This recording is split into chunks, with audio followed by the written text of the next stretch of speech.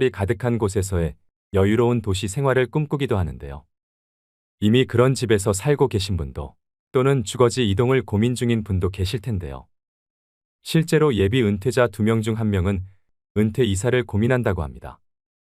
한 조사에 따르면 50에서 65세 중장년 2,000명에게 노후의 주거지에 대해 물었더니 지금 집에서 계속 살겠다와 다른 집으로 이사하겠다는 응답이 반반이었습니다.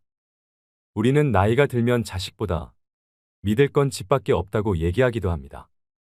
이처럼 노후의 보금자리는 인생 후반을 행복하게 보내기 위해 간과해서는 안 될 중요한 요소입니다. 노년기 이사는 실패하기 쉽다는 말이 있죠. 그만큼 고려해야 할 변수가 많기 때문인데요. 그렇다면 노년기에 편안하게 살 집은 어떤 기준으로 골라야 할까요? 그래서 오늘은 건강하고 편안한 노후 주거지 선택을 위해 반드시 고려해야 할 7가지에 대해 말씀드리겠습니다. 오늘의 영상을 보시고 과연 나의 노후 생활을 풍요롭게 하는 생애 마지막 집으로 무엇이 좋을지 함께 고민해 보시는 시간이 되셨으면 좋겠습니다. 바로 시작하겠습니다. 노후에 살기 좋은 집 첫 번째는 병원이 가까이에 있는 집입니다. 수명이 길어짐에 따라 건강에 대한 관심 증가와 70대 이후 간병기를 대비해 특히 병원과의 접근성이 가장 중요한데요. 실제로 통계청에서 발표한 바에 따르면 60대 이상이 노후에 거주지를 옮길 때 가장 중요하게 생각하는 것으로 의료시설이 제일 선호도가 높다고 합니다. 젊었을 땐 건강하던 사람도 나이가 들면 여기저기 아픈 데가 생기고 병원을 자주 찾기 마련인데요. 고령자들은 스스로 이동하기 힘들고 차량을 운전하기도 만만치 않지요. 병원에 가야 할 때마다 자녀에게 매번 부탁하기도 힘드니 큰 병원에 인접한 곳에 사는 것이 최고 좋습니다. 50대, 60대는 자연환경이나 문화시설 등 다른 요소에 우선순위를 둬도 괜찮습니다. 하지만 70대 이상이라면 건강관리에 더 신경 쓰셔야 하는데요. 주변에 의료시설이 가까이 있어야 몸이 아플 때 빠르게 치료받기가 쉬워집니다. 갑자기 위독해지는 등 급하게 병원에 가야 할 일이 발생할 확률이 높아지는데 병원이 집에서 멀수록 위급한 상황 발생 시 해결할 수 있는 골든타임을 놓칠 수도 있지요. 그렇기 때문에 아무리 멀어도 종합병원까지 차로 30분 안에 도착할 수 있는 곳을 추천합니다. 이처럼 장래의 간병, 건강관리를 항상 대비하고 싶다면 주변에 의료시설이 잘 갖춰진 곳을 고려하셔야 됩니다. 두 번째는 한적한 곳의 전원주택은 피해라입니다. 은퇴 후 한적한 자연 속에서 소소하게 텃밭도 일구면서 느긋하게 은퇴 생활을 하겠노라 꿈꾸는 분들이 많을 텐데요. 하지만 전원 생활의 로망은 현실과 다릅니다.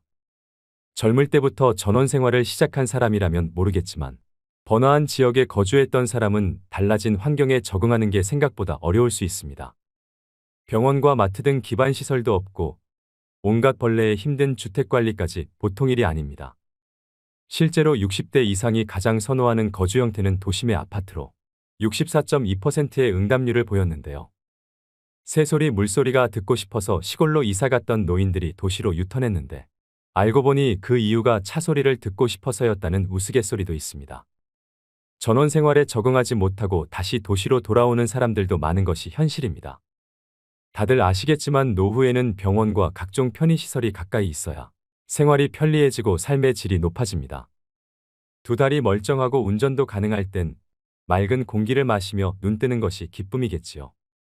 하지만 나이 들어 다른 사람의 돌봄이 필요해지거나 혹은 부부 중 어느 한쪽이 세상을 먼저 떠나게 되면 집은 짐이 될 수 있습니다.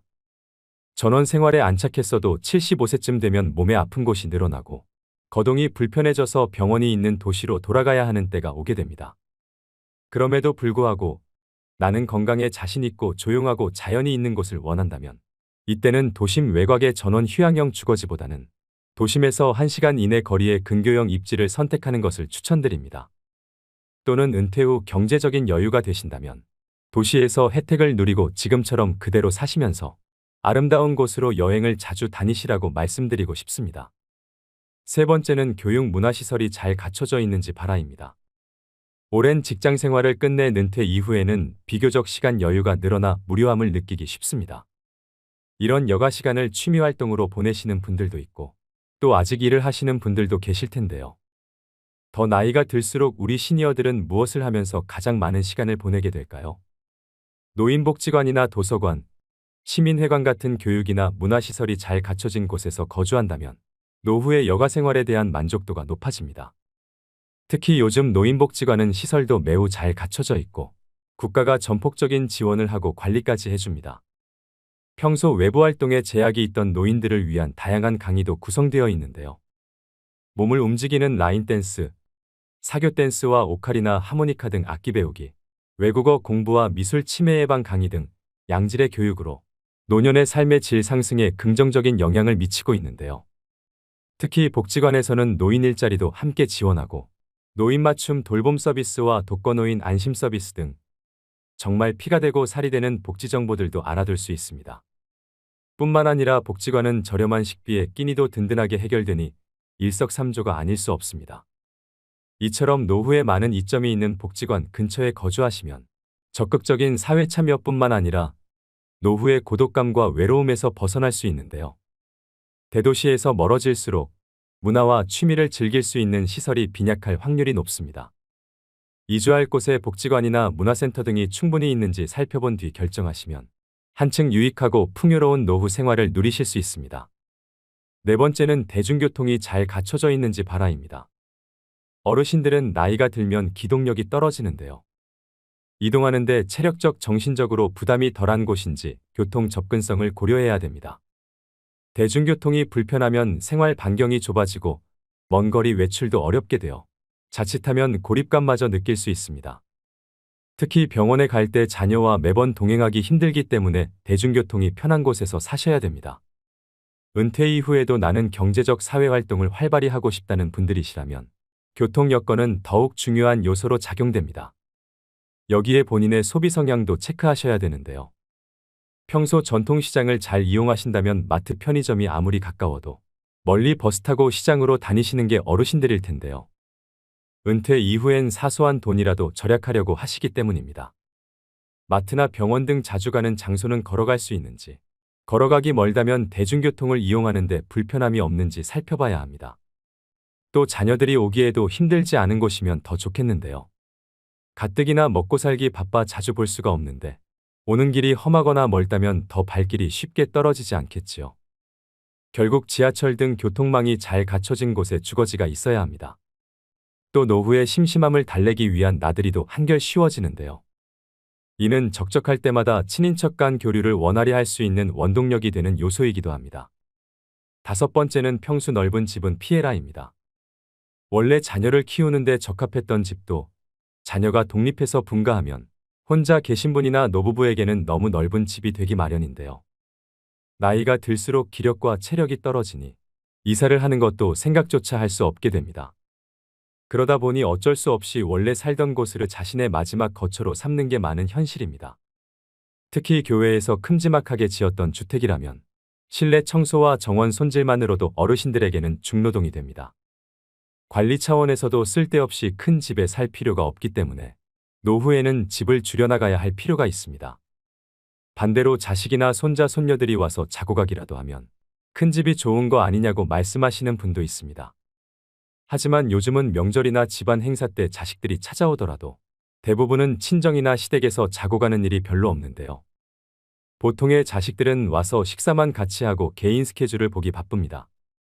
시대가 이렇게 많이 변했다는 것을 아시고 잘 결정해야 후회하지 않습니다. 자식들이 그래도 이날만큼은 하루쯤 자고 가겠거니 기대하지 마시고 정말 나의 노후에 부담되지 않는 집으로 잘 선택하시는 게 중요하겠죠. 전문가들은 노후에 살기 좋은 집의 크기로 20평 초중반대의 소형 아파트를 추천하고 있는데요.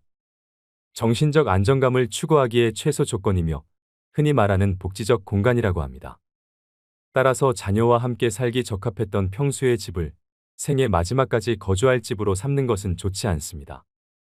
여섯 번째는 근처에 공원이나 산책로가 있는 집을 선택해라입니다. 노후의 건강을 위해서 평소 걷기 운동은 선택이 아니라 필수인데요. 집 근처에 가볍게 걷기 좋은 공원이나 산책로가 있다면 여가 시간을 보내기에 안성맞춤입니다. 산책로 인근 주거지는 일단 풍부한 녹지를 바탕으로 주거 쾌적성이 매우 뛰어나고 또 사계절의 정취를 느끼기에도 부족함이 없는데요.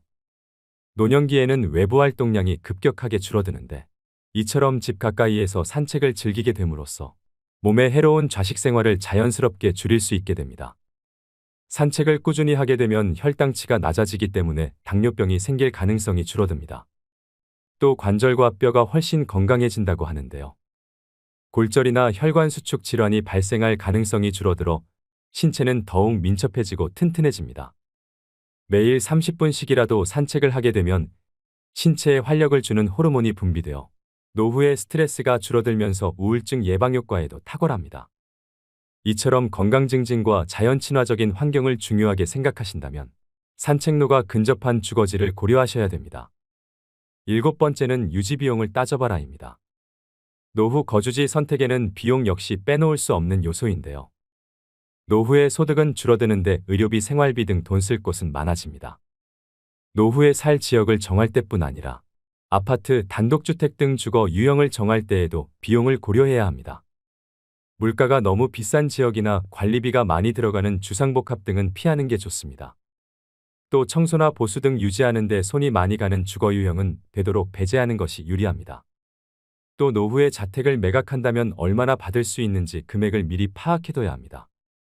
더 나이가 들어서 돌봄 시설에 입소하게 되면 그 비용을 집을 판 돈으로 충당할 가능성이 높기 때문인데요.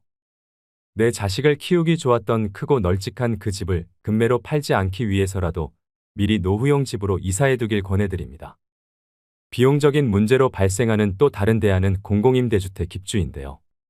재산이 집에 다 몰려있는 시니어의 경우에는 노후 생활비 마련에 큰 어려움을 겪을 수 있기 때문에 목돈을 집에 묶어두는 것보다는 공공임대주택에 들어가셔서 사는 것이 더 지혜로운 선택일 수도 있습니다. 공공임대주택은 영구임대와 매입임대, 국민임대, 행복주택 등 크게 4가지로 나뉩니다. 공통된 입주 자격으로는 무주택이어야 하고 각각 유형별로 소득과 자산 기준은 다릅니다. 하지만 은퇴한 시니어라면 월 소득이 없거나 적기 때문에 자산 기준만 충족한다면 입주가 그리 어려운 일은 아닐 것입니다. 그 중에서도 국민임대를 추천드리는데요. 국민임대는 주변 시세의 50% 정도로 굉장히 저렴한 임대료를 형성하고 있습니다. 저렴한 임대료와 더불어 좋은 인프라도 갖추고 있습니다. 오늘의 영상 어떠셨나요? 종합해보자면 가장 이상적인 노후의 주거지는 대중교통 이용이 가능하고 공기 등 주변 환경이 쾌적하며 24시간 의료진의 도움을 받을 수 있는 시스템을 갖춘 곳인데요. 하지만 말씀드린 부분은 참고사항일 뿐 은퇴 후 주거지를 결정하실 땐 꼭 본인의 우선순위가 무엇인지 충분히 고려해보시고 현명하게 선택하셔야 됩니다. 다만 주변 환경이 급변하면 생각보다 적응하는 게 어려울 수 있는데요. 원래 살던 곳과 상반되는 환경을 선택하는 것보다 이전에 거주했던 경험이 있거나 여러 번 방문해본 지역을 권장합니다. 은퇴를 준비하고 있고 또 이미 은퇴를 하신 분들은 오늘 자신의 우선순위는 무엇인지 생각해보는 시간과 함께 앞으로의 멋진 은퇴 이후의 삶을 꾸려나가시길 바랍니다. 오늘도 노후의 지혜와 함께 해주셔서 감사드립니다. 황금빛으로 무르익어가는 여러분의 지혜로운 인생을 언제나 응원합니다.